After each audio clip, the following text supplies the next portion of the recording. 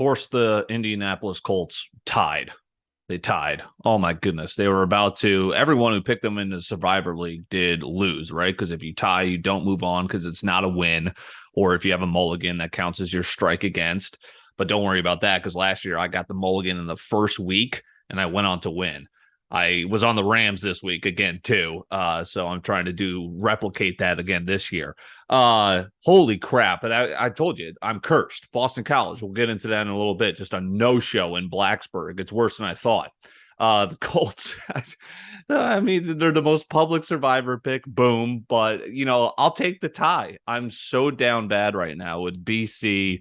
Really, that's BC football is my strongest alliance. I bleed maroon and gold. It's been, devastation for so long. I've loved the program for so long since Matt Ryan, since I fell in love with it, from the glory days, so to speak, if you could call those glory days, us being ranked number 2 for 1 week, but that's number 2 in the nation. And we'll take that for a college out in the Northeast of in the city of Chestnut Hill. But of course, so the Texans, luckily, it's a tie. The AFC South looks terrible as we dive right into the NFL. Matt Ryan's Matt Ryan.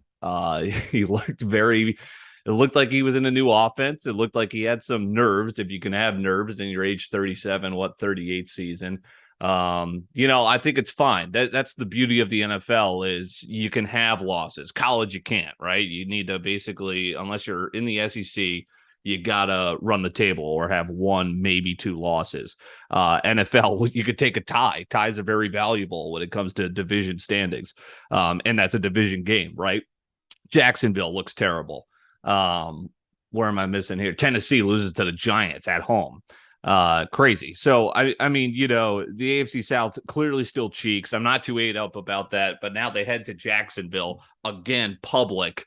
Can they, is it another tie? We'll see. Colts almost letting me down, but, valiant fourth quarter. I mean, damn, they nearly did it. Kickers. What the hell was going on with kickers? I always say I hate kickers. I've been saying that for 5 years now, and they just keep having weeks where they trend because it was ridiculous how many people were booting at the Steelers-Bengals game. Younghoe Koo is actually a really good kicker for my old team, the Falcons. He had a long kick missed. Falcons losing the most Falcons way possible. Thank God I left that behind me. Okay, I got the tie, but at least I didn't have the Falcons having a 97% chance up 3 scores in the fourth quarter to win. It was like Super Bowl all over again. Arthur Smith, it's not just Dan Quinn and Kyle Shanahan. It's something about that water, that city, that team, that franchise, Arthur Blank. It's ridiculous. How did they lose that? Saints, shout out my boy Christian Verde. Getting the dub there for the city of New Orleans. So good on them. I think everyone's looking up at Tampa Bay, though. But yeah, crazy. Michael Thomas, my arch nemesis. I guess he is back, right? He had a couple of touchdowns. Another hot Jameis start. We were chanting MVP this time last year, but the Saints getting the road dub. Who didn't get the road dub? Trey Lance. Oof. But look what they were playing in. They were playing in a pond. The Soldier Field, the new Chicago plans, or Arlington Heights plans, I should say, the dome being unveiled 2 weeks back. And then you'll literally see, oh, yeah, that's why we need that. Is Justin Fields good? Is Trey Lance bad? I don't know. That was a crazy game to play in.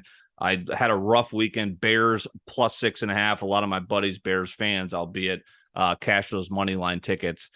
So that was a big upset, right? And good thing they got Jimmy G, I guess. But that can't be good for, I'm halfway kidding, but that can't be good for Trey Lance's psyche as a young player.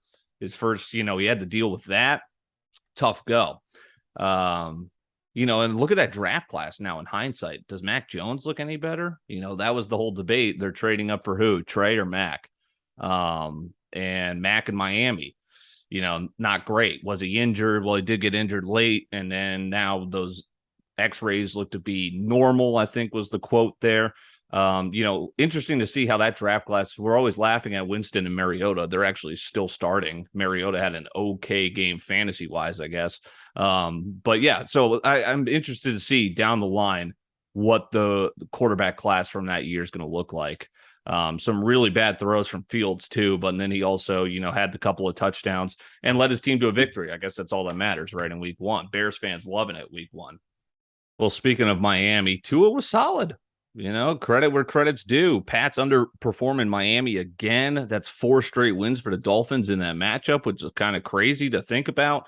Pats fans kind of getting a little bit worried. Tua, can he keep it up? Tyreek Hill, new zip code. He looks, a lot of people are saying maybe it's a down fantasy year. Tua, big year for him to prove the doubters wrong. And off to a good start. They get that home win decisively. Defense looks strong. Brian Flores was a defensive coach and he leaves, and it looks like the defense was still stout without him as well. My goodness, again, Vikings fans, I've been a doubter, but that was a nice performance. I would almost, I don't want to, take the easy way out, but I'm more surprised out of that game about what the Packers look like. You got the rookie dropping a sure touchdown from Rodgers. You got Rodgers running for his life. Nobody to throw to. Randall Cobb, nothing. Sammy Watkins, barely anything. Lazard was out. Remember last year, week one, he was bad. He went on to win the MVP. Is this going to be the same thing? They come home. They're huge favorites against the Bears. We'll see if it's just a flash in the pan week one disaster in Minneapolis. And the Vikings have a test at Philadelphia, where we'll learn a little bit more about them. But I know the one of the best stadiums and home fan bases in the NFL, Vikings home to, and that place was going crazy yesterday. Paul Allen, one of my favorite listens to on the radio for sports talk and for his play-by-play, just great to listen to. And he gets jacked up for this team, and they're off to a 1-0 start. And to give it to the Packers is always extra sweet for them as well. How about our old NFC North friend, Mitch Trubisky? He got the win. Okay. He threw 38 times and he had 194 yards. Steelers are going to be a 500 team. That defense plays. Trubisky has led a team to the playoffs built this way before. Bears fans remember. So they take out the Bengals. The Super Bowl hangover is real. Jamar Chase, Justin Jefferson, dear God, those two are the most dominant receivers in the NFL. Easy. They put on a show. Jamar Chase, one of the greatest non-touchdown catches ever. It was out of the most crazy incomplete pass caught ever by Jamar Chase. Man Campbell loses another close game. Sebastian Urban, you'll hear from him all season long here. He loves his Eagles. He loves a week one victory. Lions they're cover machines that just can't win. Hard Knocks. I didn't even watch it this year. The COVID year ruined that series for me, even though it was great. I don't know if it was good this year or not with the Lions, but Philly nearly blows it. They win, and again, they've got the Vikings. Lions are favored this week against the Commanders, which I can't believe. More on that in just a bit. This is lost in the past already because, we live in the immediate moment, but all the way back on Thursday, I don't know how you're stopping Josh Allen. It is how tall and like Lamar Jackson's one thing because he jukes everyone out of his shoes. Josh Allen's doing that, and he's also bowling you over because he's stout, he's thick, he's tall, and he's not afraid to take contact. That's the Rams defense. He did that too. Again, Super Bowl hangover, but I was thoroughly shocked and impressed with the Bills. Again, they've never won a Super Bowl in franchise history. They went to 4 straight Super Bowls and lost all 4, but they're the Super Bowl favorites this year. And they backed that up on Thursday. Jets stink. What are we doing there? I know it's Flacco, but they're so bad. That franchise stinks to high heaven. Commanders were my pick of the week. Yeah, it was, going into Ricky Larson, who we're going to hear from again for some fantasy football and his weekly hitter. I went on his show to talk some betting lines, and it was the Commanders and the Rams for me, so a split. But the Commanders nearly pissed it away. Carson Wentz, again, he's an upgrade at quarterback. They've got receivers. If Curtis Samuel can stay healthy, why can't they win the NFC East now that Dallas loses Dak Prescott? I think that's going to happen. I would, if I'm the Eagles and I'm Eagles fans, I would be weary of the Commanders. So that's the game where the Lions are favored in. It might be my back-to-back pick of the week. I got to tell you that. I've been laughing at Matt Rule, the Panthers, for quite some time. Of course, I've been getting a shit ton of spam calls this entire week. Sometimes they just flare up. Absolutely ridiculous. Where was I? Oh, yes, the Panthers. Matt Rule, David Tepper, the owner. These guys have been a bunch of clowns from the get-go. They are favored huge. They lose to Jacoby Brissett and the Browns. Of course they did. My teaser was toast, but that was one of them that was like, okay, that was an easy win. Steelers were the other one. Jacoby Brissett at home. No, sorry, that's where Carolina lost. They lost the home game to Jacoby Brissett, and he threw it for 34 times for 147 yards. That is ridiculous. That's ridiculous. How did you lose to that? Of course they did. Baker loses. They're crying foul for the penalty because, of course, they are. Carolina, joke. Barkley goes off. You know, my whole shtick from last year. He's toast. He's toast. He's done. He's not good. Big game. I think that's a little bit more about Titans not being good this year. I think it's going to be a rough year in Tennessee. Harold Landry, Boston College legend, I would argue. Good defensive player in the NFL. Lose him in training camp, and it looks like it's hurting that defense. Giants fans, they're hype. That fan base is New York. Knicks fans, they storm Manhattan after they win game one against the Hawks and then get gentlemen swept 4-1 right after that game. Game one, they're liking their Giants and their new head coach. I think that's more the Titans are in for a disappointing year. Chiefs, damn. Cardinals, damn. Yeah, Chiefs look freaking good. They diced up the Cardinals. Cardinals look pretty weak.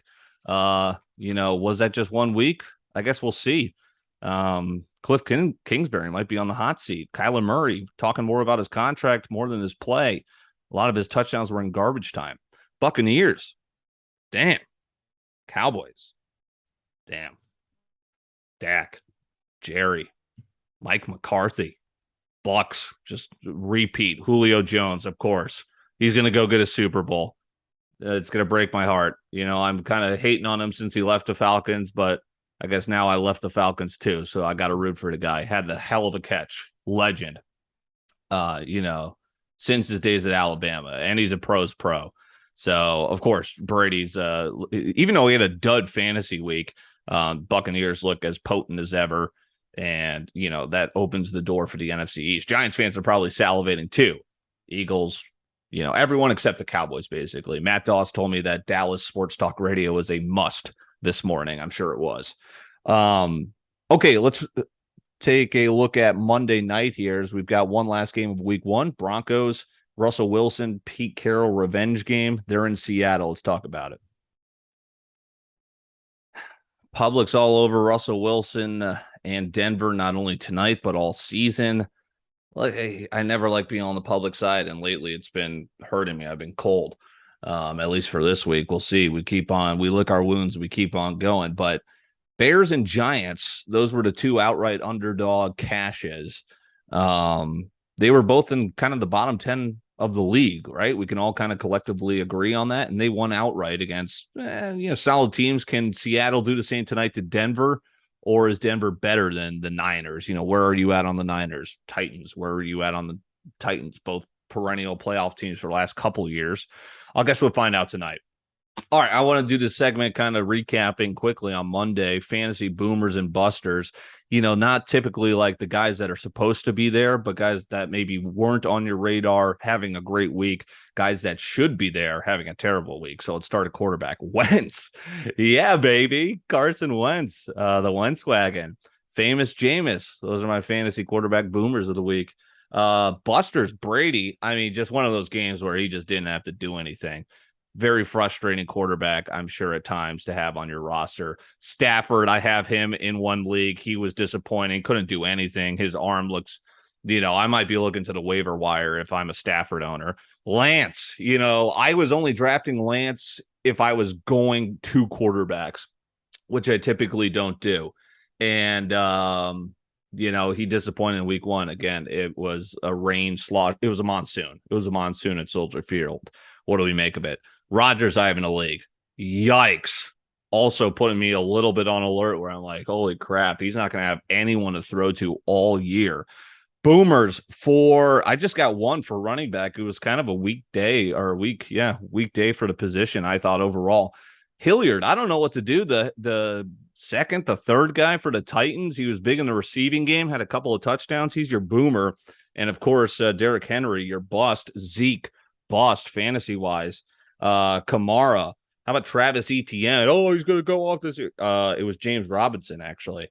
I guess you could throw him in a boomer. I just got one for receiver as well. It was kind of just the chase to Jefferson, Michael Pittman Jr., shout out Colts, and shout out Ricky Larson's pick, kind of highlighting him this week. So we'll get some more advice from him coming up on Wednesday and Thursday.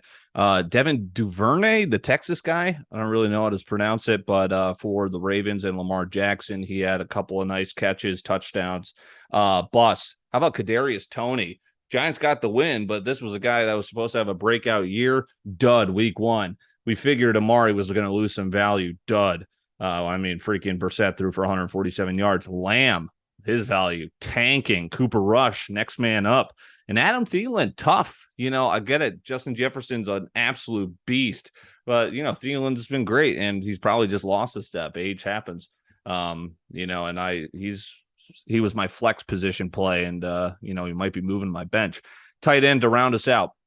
OJ Howard, he only had 2 catches, both were touchdowns. All right, this is such a weak position, tight end.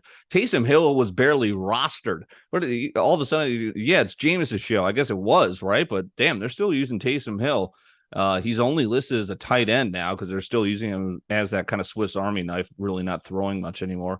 Gerald Everett, I'm targeting him on the waiver wire for he's now the Chargers. He used to be with the Rams, so he just swapped jerseys in the same building. Duds or busts.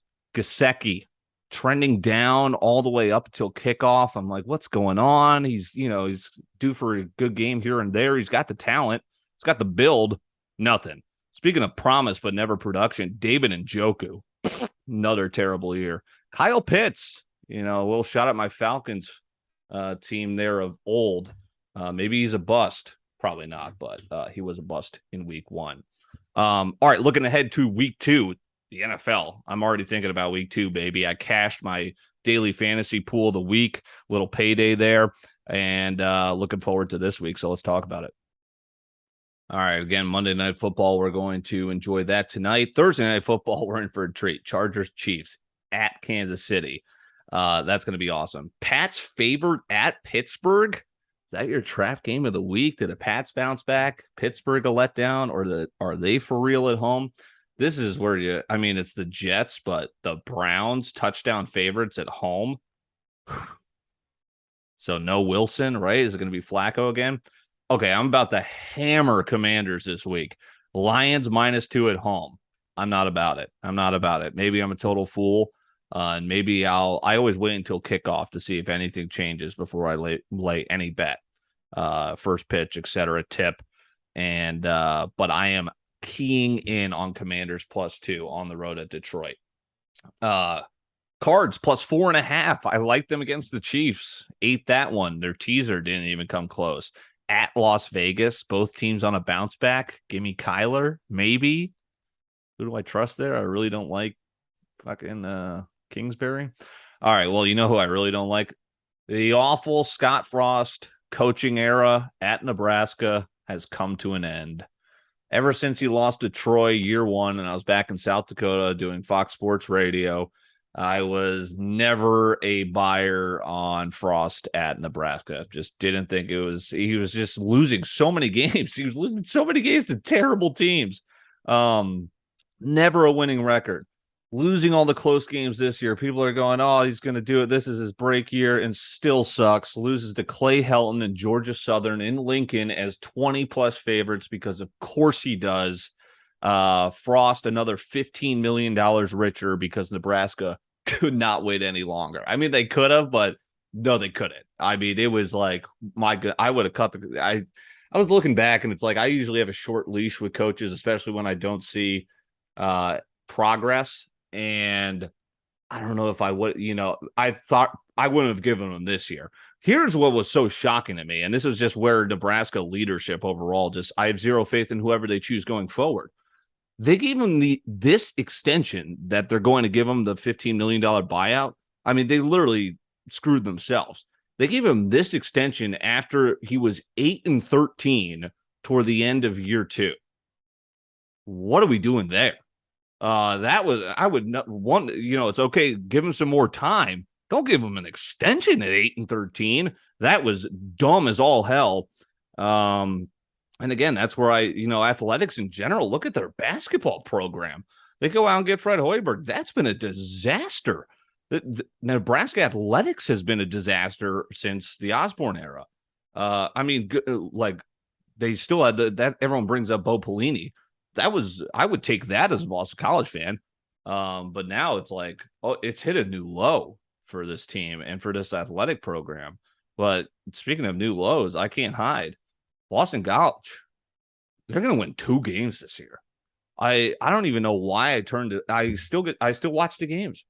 I knew exactly what was going to happen. I told you it last week. No shot at Blacksburg. And it was worse than I thought. It was so bad. Jerkovic, his draft stock, gone. It's gone. It's gone after this year. And, it's like he couldn't have gone out last year because he was injured, but he can't. We have no one to block in front of him.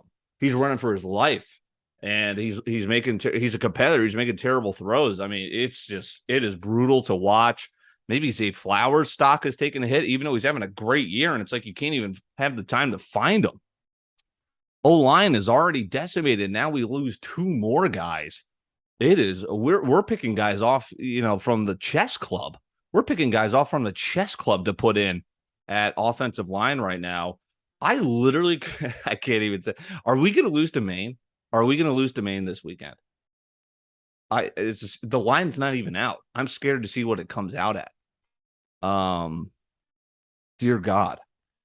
But at least Notre Dame's 0-2 with us. I mean, that, and now their quarterback's injured. Drew Pine, I believe. He was a New Canaan, Connecticut guy. That's my original high school. That's where I was born, in New Canaan. He's probably the guy. Marcus Freeman, yikes. I said after the bowl game, something's not right here. And then you lose at home to Marshall. I said last week, something's not right here. 20 points, you're at home. Vegas knew. And Vegas cashed in big. Marshall. That probably took out a ton of parlays. And, okay, a good loss for Ohio State. People were saying after week 1 turns into, oh my God, you lost to Marshall in front of touchdown Jesus. Now you're only minus 10.5 at home versus Cal. Might have to play that. I like another upset. Death taxes and Texas A&M being so damn overrated. They lose to App State. Chase Bryce, a guy who was he was the old Clemson quarterback, and then the Duke quarterback. Then he went to App State. Biggest win of his career for sure. But Texas A&M is always so overrated, and so is Wisconsin. They lose at home. At least they lost to a Power 5 opponent, I guess, albeit Washington State. A couple of bad losses. A lot of the programs it was a decimating day this week. Alabama nearly had their season hanging in limbo. Texas almost took them out. Crazy weekend in college football. They get one of those scares, but a win's a win. They're not going to be challenged I'm speaking of Bama still, until they head to Fayetteville, and we're going to have to talk to Andy Stoops about that one, as Arkansas looks pretty good. That game coming up on October 1st. With Ewers hurt, Texas showed me something this week, but I think Sark's going to return to its losing ways. Kind of a brutal schedule. Big 12 looks a little bit stronger this year, albeit it's early. You got the Roadrunners, never a slouch. That's an interesting line to me. You're at Texas Tech, who just beat Houston. You're home against West Virginia. West Virginia just lost to Kansas pretty embarrassingly. At Oklahoma, that's always going to be tough, obviously. Iowa State just beat Iowa. You're home for that one. At Oklahoma State, I think Oklahoma State might win the Big 12, even though they kind of had a weird, funky game against Central Michigan 2 weeks ago. Kansas State destroys Mizzou. Mizzou's tattered up. They're in shambles. TCU at KU never is appears not to be a walkover anymore. And then versus Baylor. I mean, that's kind of a grinder of a schedule. I could see Texas still kind of getting clipped multiple times, honestly. Let's take a look at this week. It's just some interesting lines. Auburn's at home versus Penn State. This is a field goal game. Interesting to me. That's a good non-conference matchup. Usually the SEC has the advantage there. I think Penn State might be favored. I could be wrong. Texas Tech plus 10.5 at NC State. I might be eyeing that. Western Michigan plus 11.5 at home versus Pittsburgh. I think Pittsburgh's cheeks. They just lost to Tennessee. They damn near lost to West Virginia, who lost to KU, obviously, this week. And in Washington, look at this line movement. They're at home versus Michigan State. They were plus 3.5.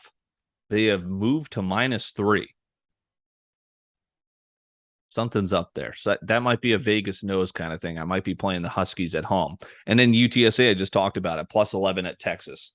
Don't know what to expect for Miami at Texas A&M. I'm sure Miami fans are pretty pumped up.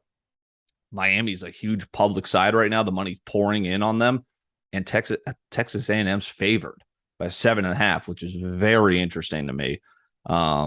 It could be one of those weird games where they bounce back and take over. Miami struggled with Southern Mississippi. They ended up covering, but they struggled at the break for sure. They were almost down at one point. Nice start for USC and Lane Kiffin. Lincoln Riley. But this line versus Fresno is moving. -16.5 for USC at home to now 12.5. They've covered 2 straight spreads so far. Did they do it again? They nearly blew it versus Stanford, but they did get that cover. Again, death taxes, Bama, Georgia. I still think Bama is going to win after losing to the SEC title, as I said last week, to Georgia.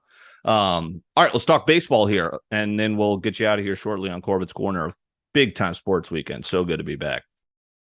Minnesota Twins, see you later. Swept by the Guardians, 4.5 out of the AL Central now, and they're going to miss the playoffs, like I told you they would at the beginning of the season. Rocco Baldelli will be gone. Guardians are doing this with a $28 million cheaper payroll than the Twins. The Pohlads, something about this city is cursed. Carlos Correa, 809 OPS. Solid, better than solid. Not $35 million solid. And he's got a player option. And if I'm Carlos Correa, I am opting in. I am opting into that. But who knows? I mean, the money right now is absurd. Maybe the Yankees get frustrated and they pay him 40, maybe 38, so maybe he opts out. But, he might be taking that Pohlad money. If the Twins were smart, they keep Sonny Gray. He's been great. I was laughing at him, but he's been solid. Minuscule ERA. He's cheap on the team option for next year. I would exercise that option. Miguel Sano, see you later. Gary Sanchez, see ya. Dylan Bundy, peace. Chris Archer is a $10 million mutual option. You might be shelling out some cash here, but see ya. This team's going to be the same next year, if not worse. Good news is the rest of the AL Central will be terrible again right there with you. You really want to do something next year? Go after DeGrom, Verlander, Rodon. If they all opt out, they have player options. Aaron Judge, Twins uniform? That'd be sick. But again, it's about, do they want to come here? I argue Minnesota during the summer is absolutely fantastic. It's my personal endorsement for sure. And who knows? But are the Pohlads also willing to pay out that money after they pretty much just got robbed by Carlos Correa for a year? That's also a good question. Mets, Braves, down to the wire. Yanks, Rays, Jays, same. I think the AL is pretty locked up with what teams will be participating, just where they will align in the wild card, AL East. Cardinals have it locked up, but again, what's going to happen come playoff time? Knowing my luck, they're going to get swept out of the playoffs. I would love for the Brewers to miss the playoffs as an NL Central foe, but it's probably going to be them battling with San Diego, maybe Philadelphia. Freddie Freeman stealing Goldie's Triple Crown. He's actually starting to fall off a bit because he was so red hot in August. Can he pick it up? Can he steal it right back? We'll see. Will Albert do it? 3 away. 697. He passes A-Rod, Alex Rodriguez, and he's 3 away from 700. Incredible season. Incredible. It's been special. And I feel bad because I've been following it, haven't really been watching it that hard. And that's just, it's weird for me. Baseball is like, I follow it, but to really get yourself to watch every single game day in, day out for 3 hours, I just don't have, my schedule's crazy. I can't do that. But obviously I like following it. And I look forward to watching playoffs, obviously, but I feel a little bad as a fan, Obviously, if I was still in STL, I'd be going to games, right? That's my background here. I'd be right up in Ballpark Village. Will Judge do it? 55 bombs, 6 away from the tie, 7 away from beating Roger Maris. he kind of fell off a little bit as well. I got an interesting question here. Is the closer extinct? Kenley Jansen leads the lead with 33 saves. I feel like that's a small number to lead the lead in saves. And it's like, isn't it kind of archaic of a philosophy to just have one guy be the guy that can get you 3 outs in a 3-run game? I feel like the Major League Baseball right now has so many of these guys that throw absolute disgusting stuff, 100-mile-per-hour fastball, wipe you off changeup, and they're just coming out of the bullpen and just breeding them in the minors. Why not just have a rotating, get 3 to 4, just have a bullpen of guys that can get those 3 outs in clutch situations and, keep everyone fresh. Closer by committee. I think the position in general might be dying. As you see the starter kind of losing a little steam too. You got the opener now. And I think that's something that's kind of been lost is, hey, it's not just one guy in the ninth anymore. It's like, hey, we got a couple of these guys that we look to in clutch situations because you're going to need them in the playoffs, where every out counts. Lastly, tennis. Awesome to watch. I was at it last year. I wish I could have been at it this year because Carlos Alcaraz is the future. U.S. Open has always been the wild card of the 4 majors the last decade. No repeat winner at the U.S. Open since 2008 when Federer did it. But it does appear that Novak, Nadal, Federer might be kind of infiltrated by Alcaraz there as he's the new number one in tennis. Incredible. So the final major of the year in what's been a great year. It was Nadal at the Australian Open, Nadal at the French, right? That taxes Nadal on the Roland Garros clay. And then Djokovic repeated as Wimbledon. He's done it 4 times in a row. And then the surprise was Alcaraz, right? So good on him. Also, though, of note, Djokovic wasn't allowed to compete because he's not vaccinated. So is there an asterisk next to it? Would he have had to go through Djokovic? That's interesting to think about. As Medvedev was, he was the defending champion. He went out to Kyrgios early. So it was fun to see. Tiafoe had the run of the decade for the U.S. tennis, for men's tennis since Andy Roddick. So that was fun to watch. Carlos eventually beat him and then went on to feed Casper Ruud, who's no slouch in his own right. Tennis, love it. Alcaraz, the future. Good to be back here. Sports, love it. Corbet's Corner, good to be with you. We'll talk to you on Winging It returning this week. Excited about that. And we'll talk to Ricky Larson later in the week so we can win you some money again for fantasy football, DFS, etc. Talk to you.